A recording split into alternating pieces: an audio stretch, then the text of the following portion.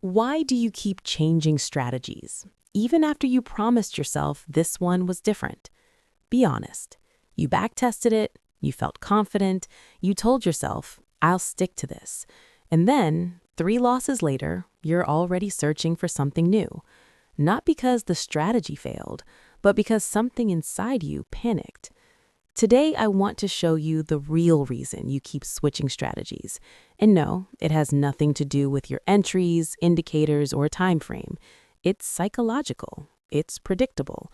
And once you see it, you won't unsee it. Let's break it down.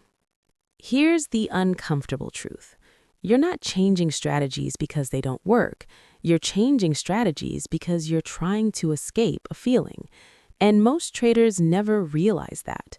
They think they're optimizing, improving, refining, but emotionally, they're running. So let's decode what's actually happening. Number 1, you're trying to eliminate uncertainty, not improve performance.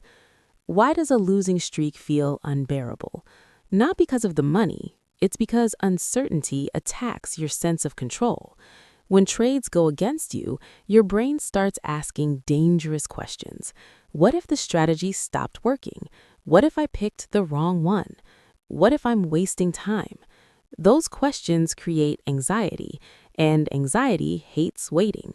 So your mind offers a solution. Change the strategy, not because it's logical, but because it creates relief.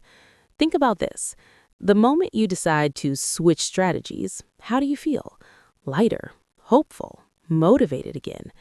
That's not strategy selection. That's emotional regulation. Your brain is using novelty to calm fear. The problem is, relief feels like progress, but it isn't. You're not reducing uncertainty, you're resetting it. New strategy, new rules, new hope. Same psychological loop. And the market doesn't care how hopeful you feel. Number 2, you confuse discomfort with danger. This is one of the most subtle traps in trading. Discomfort feels like a warning signal, so you treat it like one. But discomfort isn't danger. Discomfort is just unfamiliar emotional territory. Every profitable strategy comes with drawdowns. Every edge looks broken before it plays out. Every system feels wrong at some point. But your nervous system doesn't know that. All it knows is, this feels bad. Make it stop. So when you sit in drawdown, your brain starts scanning for exits. Not trade exits, emotional exits. And strategy switching becomes the fastest escape. Here's the irony. The discomfort you're trying to avoid is the exact discomfort required to become consistent. You don't grow by finding strategies that feel good. You grow by learning to stay regulated while things feel uncertain. Most traders don't fail because they lack discipline. They fail because they never trained emotional tolerance. Number 3, you're outsourcing confidence to the strategy. This one hurts. Most traders don't trust themselves, so they look for something external to trust. A strategy, a setup, a system. You tell yourself, if I just find the right strategy, I'll feel confident. But confidence doesn't come from the strategy. It comes from self-trust under pressure. When a strategy enters drawdown, it exposes a deeper issue.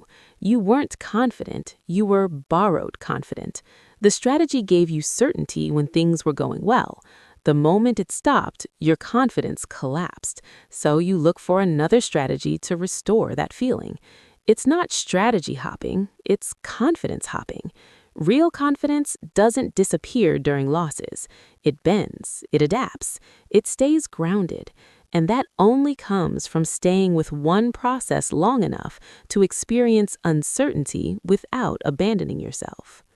Number 4, you're addicted to the feeling of starting fresh. Be honest again. Starting a new strategy feels exciting. Clean slate, new rules, new possibility. It feels productive, even if nothing changes.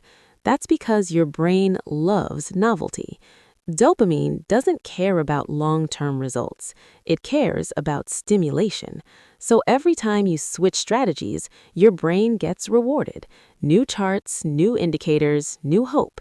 And slowly, consistency starts to feel boring, predictable, unstimulating. But boring is where mastery lives. The market doesn't reward excitement, it rewards repetition. If your motivation depends on novelty, you'll always sabotage stability. Number 5, you're avoiding responsibility without realizing it. This one is subtle. When you blame a strategy, you avoid confronting something harder: your execution, your patience, your emotional reactions. Switching strategies keeps the problem external. It's not me, it's the strategy. That belief protects your identity because admitting the truth feels heavier.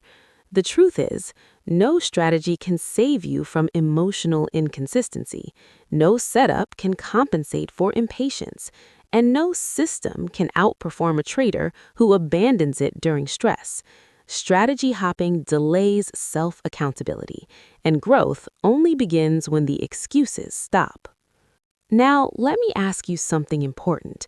What if the strategy you're currently using isn't the problem? What if the problem is that you've never stayed long enough to develop emotional skill? Think about it.